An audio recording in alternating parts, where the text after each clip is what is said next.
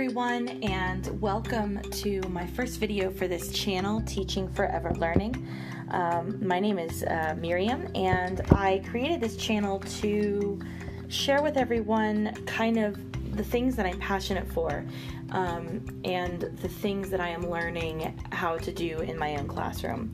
So today I thought I'd share my top 6 websites that I use in the classroom, and I want to preface this by saying that I am not the kind of person who just uses technologies just to say that I've done it. I definitely love experimenting with technology, but the things that I've chosen today are definitely things that I use daily, if not multiple times a day. So the first thing I wanted to share is Remind. I've actually created a test remind for this. I really want to protect anonymity here.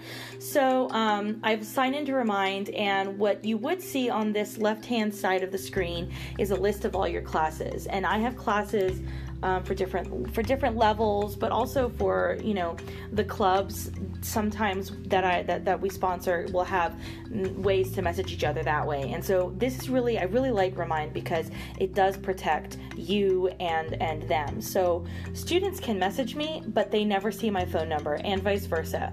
I can see them and when they join, but I don't get to see a phone number. So this is really great for that. Additionally, parents can join via email or text themselves and kind of get your updates as well. So the other awesome thing about this is that you can, when you message someone, you can actually attach things to it. So I usually will upload a photo of the board or a file, and I love doing that. If you have a Google Classroom, you can definitely link to it there. You can also schedule in advance. So I sometimes will schedule things, a couple weeks out about due dates and things like that, and you can even set the time. You can also set hours for yourself. So you can turn on office hours, which means that if a student were to message me outside of these times that are set, they'll get a message, or they'll show a message that says it's outside of my office hours. So that I think is really, really cool. And I probably use Remind at least once a day, if not more often. The next thing I want to take a look at is my professional Twitter, and I don't have a personal Twitter, so this is the only thing I use this for.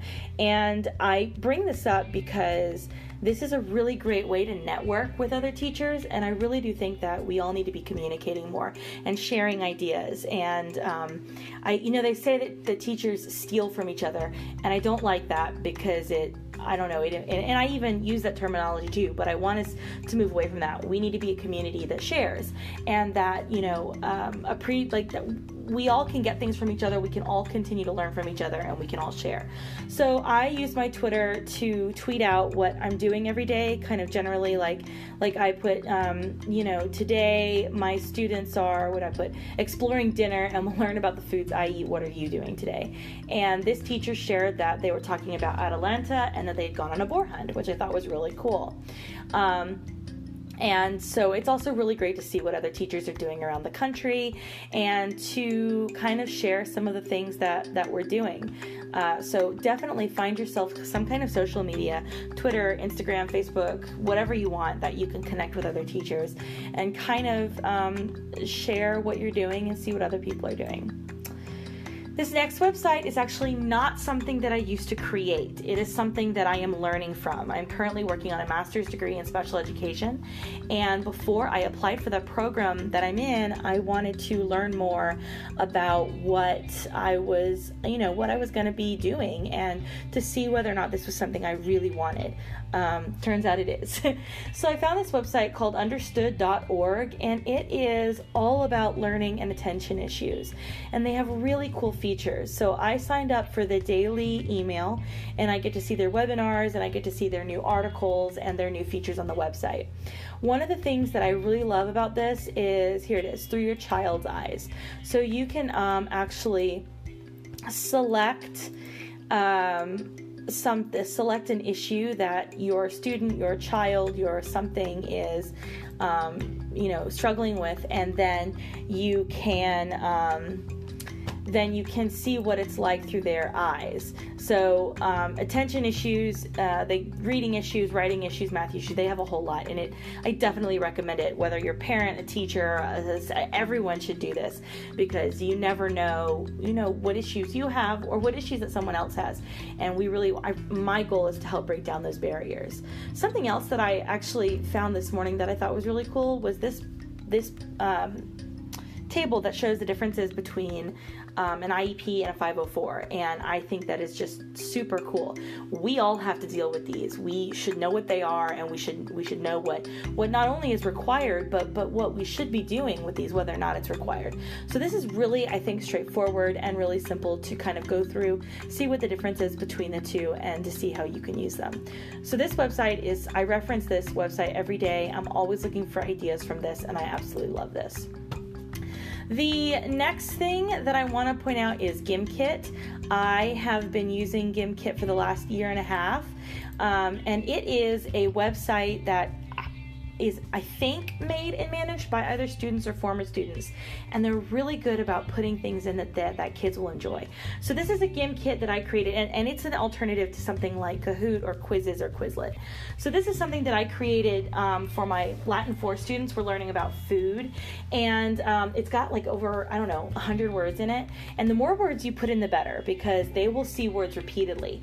Unlike Kahoot, they can see everything more than once, which I think is really nice. So when you hit play, you can set this up in a couple different ways. Classic, where they compete individually, like in Kahoot. Team mode, where they can compete on teams, which is a lot like Quizlet Live. Thanos mode is new, and it's only for a limited time, but they love it. They compete individually, they collect all 6 Infinity Stones, they can snap and kill off, however many players. You can input classes, and you can, if you've got some kids who maybe don't know how to make appropriate names, you can choose a class. You can do all sorts of things. You can allow them to see what the correct answer is when they answer incorrectly. And you can also do power-ups. They can do all sorts of power-ups that help them earn money faster, but also that can sabotage other players. And you can turn off the sabotage if you want. But my kids absolutely love this game, and I absolutely love it. There's lots of other ways that you can use this too. You can actually assign this as homework. So you can hit on assignment, and you can select an assignment, right? So the body, and you can select, like a due date, and you can set the parameters for what you want, pick a class, so on and so forth. GimKit is awesome, and I've heard a lot of feedback from students that say that they absolutely love it. Okay, Google Keep, I use this all the time. This is my Google telling me that it's not connected to the internet anymore. So the Keep is something that I use quite often, mostly for taking quick notes. I try to keep a list every year of the things that I want to make a change for and the things that I want to do. So, this is actually for this school year. This is old, but we ended up doing these quite a bit. All of these things I implemented this year, which was great. I kept notes on my phone from someone that I went to observe, which I thought was great. I read an article with different kinds of activities for small groups, and I think that those are awesome. I took some notes, and then I have a lovely list of things that I want for next year. So Google Keep is an amazing thing to have. And the last thing that I use all the time, every day, multiple times a day, is the Google Drive. I share this with my colleagues, and this is the Latin 4 folder for this year. So I'm just going to go into the food unit again because that's what I've been showing you. I can keep a list in an Excel. Well, it's a Google spreadsheet, but it completely works with Excel. You can download this into multiple different things, which I think is really awesome. So this is completely compatible with Microsoft, which is nice. And I don't use Mac. I don't use Apple, so I presume it's compatible with that, but I'm going to be honest, I don't know. So PDFs, Excels, all that stuff. But I keep vocab lists in here, and all of the presentations we've done are in here. And then I have just taken them and I've gone over to VoiceThread, which maybe I'll do a tutorial on later, but I use it to record little videos for my students that I can upload. So those are my top 6 items, and I'd really like to know what some of your favorite technology is that you use. So please let me know in the comments below, and let me know if there's a technology that you'd like me to try out, that you'd like me to test. I would love to do a video on that and share that with you all.